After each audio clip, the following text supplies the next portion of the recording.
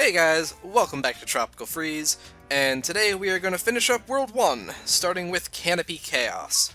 This level will introduce our last partner, as well as a couple other minor things. I hope you guys like puzzle pieces.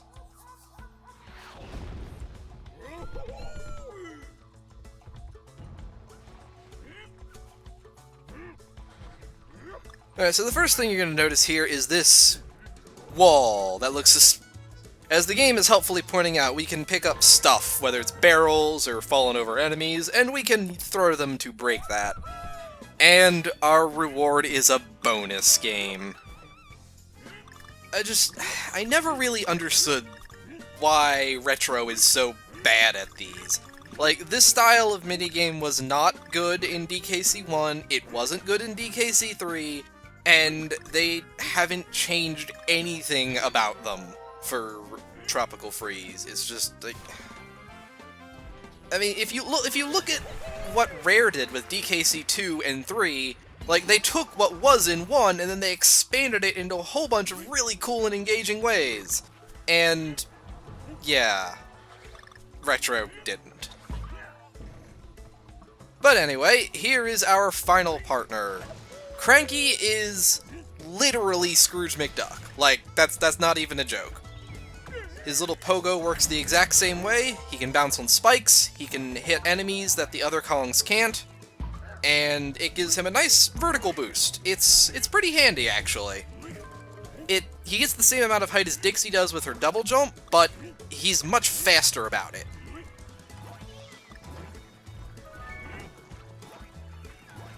Although you do have to be careful because Cranky's cane will kill enemies that normal jumps would not, such as those turtles. Normally, just jumping on them would knock them over, but Cranky will actually kill them if he lands on them. And in addition to being faster in general, just being faster in general, as you can see, Cranky's pogo actually maintains his horizontal momentum, unlike Diddy's jetpack. So, if you know what you're doing, you can really move with Cranky. He is a fast son of a bitch. But he's also very hard to use, at least until you get the pogo down, so, you know, I guess that's a fair trade-off.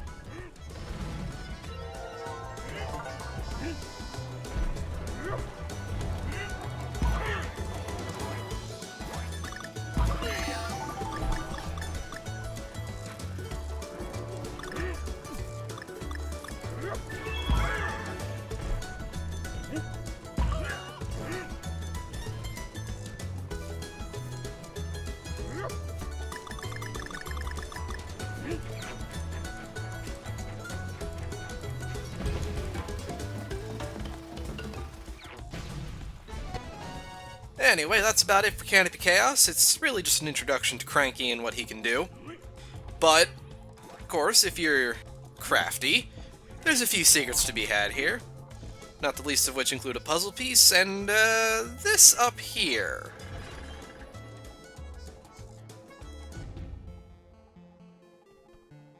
Cute, Retro. Real cute.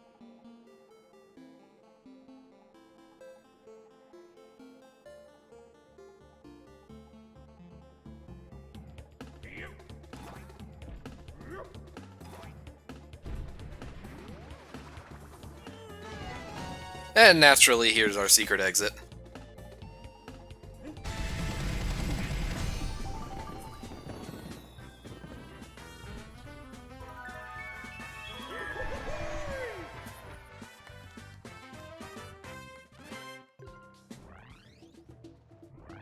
Anyway, we're gonna go ahead and skip the main exit just because it's not necessary. 1B leads to the same place.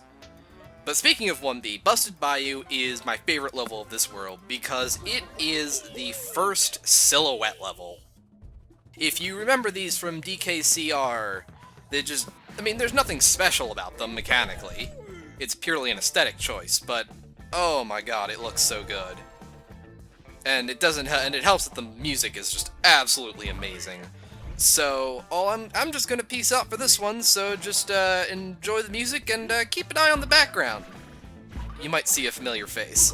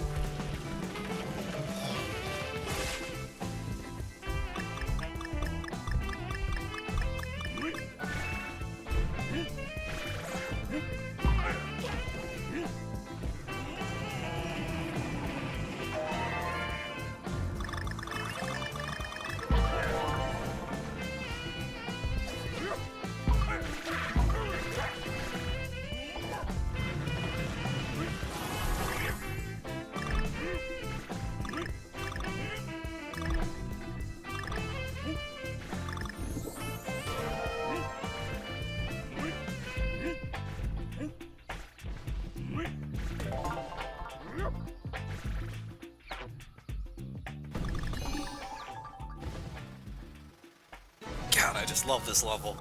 Just everything about it. The aesthetic, it's fantastic. It's not the last, and it's far from the last silhouette level in the game either, but this one feels the most right to me.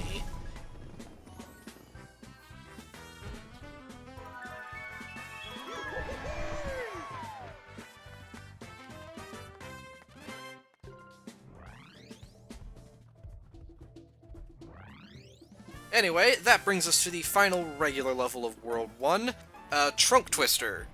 It is the introduction of minecarts, and they've been changed in a couple subtle ways, but we'll get to that in just a minute. Most of the minecart levels in the game typically start you off on just a brief, regular platforming section. There's never much to it, but it's just kind of there to get you started. So, those of you who have played Returns will immediately notice that we have 2 hits instead of 1. This is by far the biggest change to the minecart, and it is a lifesaver because it means that the sections can be just as crazy, but they are just intrinsically that much less bullshit. If you're really stuck, you can also buy a crash shield from Funky, which will give you an extra hit as well, but I don't find it too necessary. Anyway, as with Returns, the minecarts and the rocket barrels later they're pretty much just one giant set piece after another. They're some of the craziest levels in the entire game, and I mean, they're great, they're a ton of fun, but I've been told that I'm also a broken human being, so, you know, what do I know?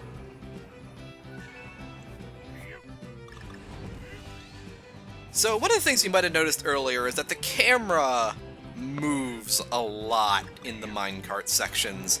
That is a deliberate choice by Retro to show off their fancy new engine, but there are times when I don't want to say it gets disorienting, because it doesn't, but there are definitely parts of the game where it's like, hey, this would be a lot more straightforward if I didn't have to guess where I was actually going when the camera started moving.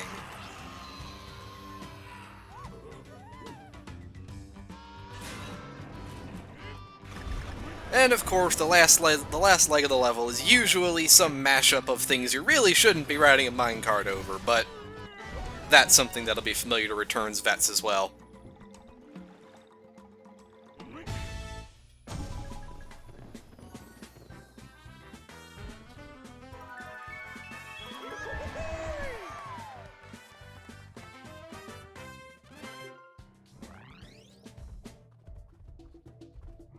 Alright, so that's every regular level in World 1. Aside from unlocking the boss, we also unlocked 1K because we have gotten Kong in every single level. Now, the K levels are something very special. They are optional, you do not have to do them, but completing all of them will unlock is the equivalent of the Lost World at the end of the game. But don't think you're going to get there easy. The K levels are infamous because they are relatively long, they are very hard, and they have no checkpoints. Most of them don't even give you a buddy barrel at the start, so if you die, you are probably doing the whole thing as DK, and you are going to like it. Each one has a gimmick. In this case, 1K is all about swinging on stuff and climbing vines. But other than that, it's just one big ol' straightforward, pure platforming experience. And honestly, I love them. I really do. They are some of my favorite levels in the entire game. So I'm just gonna let you enjoy this particular rendition of Jungle Japes, and we'll see you on the other side.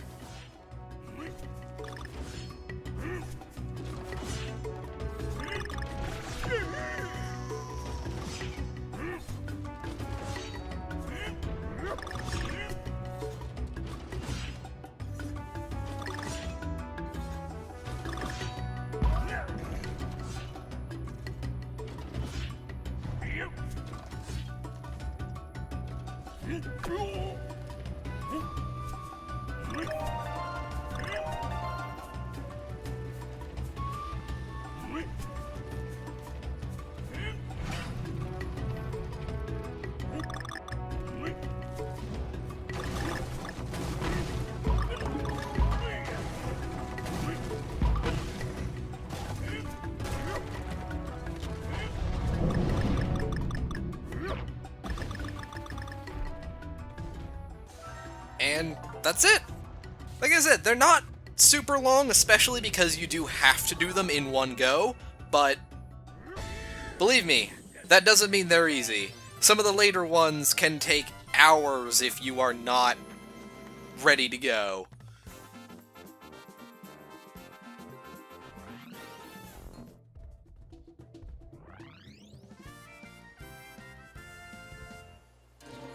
And yes, the game helpfully tells us that we have to collect 7 relics to unlock the Lost World. But we'll get to that later, because right now we have a boss. And like pretty much everything Retro has ever done, the bosses in this game are trash. This one in particular is not too bad, but that's because he's the first one. And you know what, you'll see. You'll see.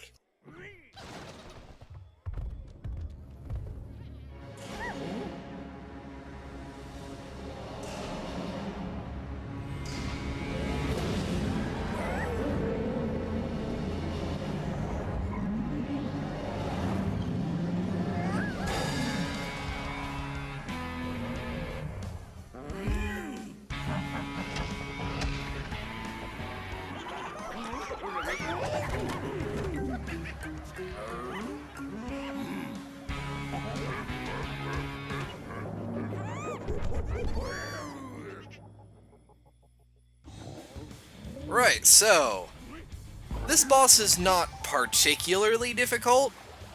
The first phase, at least, what he'll do is he'll throw a couple fish at you, then he'll jump up top, he'll slide down, and you just gotta jump on him when he passes under you. It's nothing particularly enlightening, but it's passable. It's probably the least awful part of this fight. As you do more and more hits, he'll start throwing in more dangerous stuff like spinies instead of regular fish.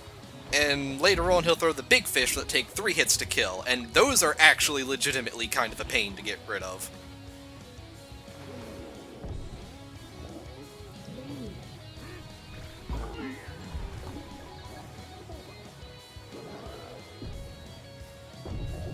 So, every boss in this game follows the same pattern. They have some attack pattern, you hit them 3 times, they get angry, they usually change color, or they'll change their venue or something, and then they get some new attacks, and you rinse and repeat until you hit them 9 times. Yeah, like I said, it's not the most creative design in the world, but I suppose to their credit, it does cause... it at least keeps the boss fresh. Of course, that is counterbalanced by the fact that there are no checkpoints in boss fights. None whatsoever. If you want to clear it, you will have to do the entire thing start to finish every single time. It is a pain, to put it lightly.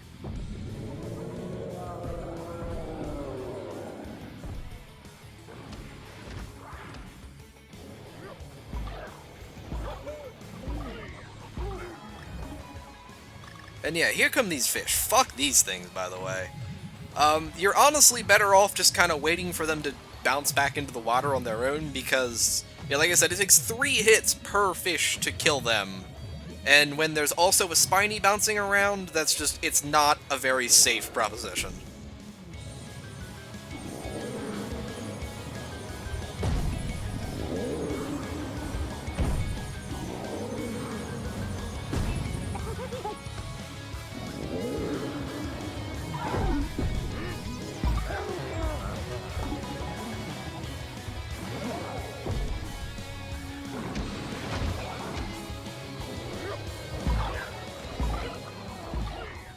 But that's all she wrote for our seal friend, so we'll just send him on his way. And that's gonna do it for World 1. Even though it's really just a glorified tutorial for the rest of the game, it still is fun in its own right, and I think that's probably the most important thing. Anyway, next time we will be tackling World 2, and things will be getting a little bit harder. We'll start to move on to the kind of the real meat of the game. And I will probably grab a guest commentator because I don't know how much longer I can do this on my own. So, thank you very much for watching, and we will see you next time for Autumn Heights.